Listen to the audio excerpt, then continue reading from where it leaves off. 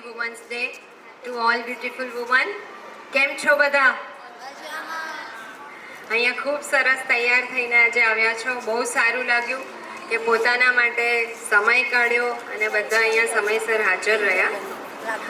Women's ડેની વાત કરીએ તો હું એટલું કહીશ કે સ્ત્રી એટલે જિંદગીના દરેક રંગમંચ પર પોતાનું પાત્ર બખૂબી રીતે નિભાવતું એક કિરદાર, અને દરેક સ્ત્રી ખરેખર પોતાનામાં એક સ્વતંત્ર અસ્તિત્વ ધરાવે છે, જે પોતાનું કિચન પણ સારી રીતે સંભાળે છે, પોતાના બાળકો, પોતાનું ફેમિલી, સમાજ અને સોસાયટી માટે જે યોગદાન આપે છે એ ખરેખર દરેક પોતાના માટે આજે ક્લેપ કરવાની વાત છે.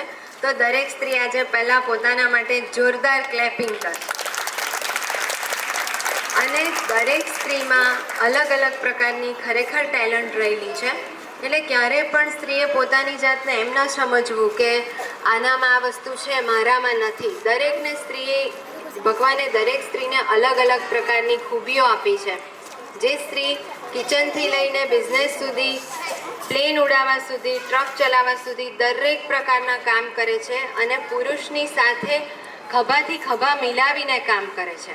એનું ઘણા બધા અહીંયા આપણી સાથે જે જોડાયેલા છે, ઘણા બધા આપણી સાથેના ઉદાહરણ પણ છે. અને હું માનું છું ત્યાં સુધી સ્ત્રીની સાથે હાથ મિલાવીને કામ કરવું જોઈએ. કારણ કે ઘણીવાર આપણે સમાજ સોસાયટીમાં જોતા હોય છે કે હકીકતમાં વસ્તુ એ છે કે સ્ત્રી જ સ્ત્રીને આગળ નથી વધવા દેતી. તો દરેક સ્ત્રીએ એ વસ્તુ સમજવી જોઈએ કે આપણે આગળ વધી રહ્યા છે તો સાથે બીજી એક સ્ત્રીને પણ એવી રીતે સપોર્ટ કરીએ કે એને પણ સમાજમાં, સોસાયટીમાં એક સ્થાન મળે, હેલ્પ થાય અને એ ખરેખર પોતાની સાથે આગળ વધી શકે.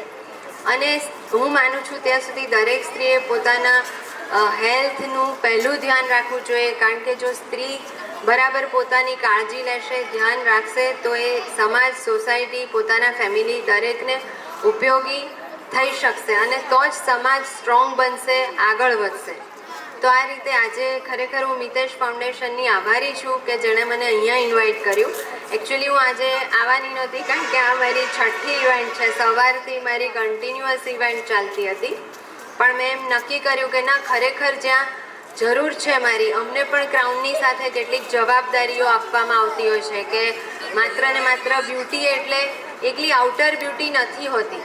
દરેક સ્ત્રીની અંદર પણ એક ખરેખર સારી બ્યુટી છુપાયેલી છે કે જે દરેકની બ્યુટી બહાર નથી આવતી, પણ એ લોકો પોતાની રીતે જે વર્ક એમનું પ્રોપર ડેડિકેશનથી કરી રહ્યા છે એ ખરેખર બહુ એક સારી બાબત છે. અને એની સાથે અમારે પણ કેટલાક સોસાયટી, સમાજ માટે કામ કરવાના હોય છે. અમને પણ ઓથ લેવડાવવામાં આવે છે કે તમે આ જીતી અને સોસાયટી અને સમાજ માટે શું કરશો.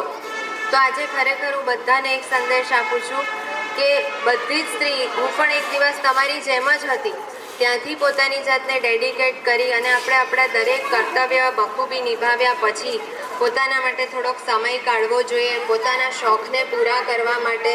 જેને જે ઇન્ટરેસ્ટ હોય, જેમ કે કુકિંગમાં હોય, વોકિંગમાં હોય, જે દીકરી ખૂબ સરસ 2 વાક્ય બોલી, તો જેને જેમાં ઇન્ટરેસ્ટ હોય પોતાના જાત માટે થોડોક સમય કાઢો, પોતાના આનંદને પણ અનુભવો અને ખરેખર તમે ફીલ કરશો કે તમે પણ એક સ્વતંત્રતાથી પોતાના આનંદ અને અનુભવની લાગણી સાથે કેવી અલગ લાઈફ જીવી શકો છો.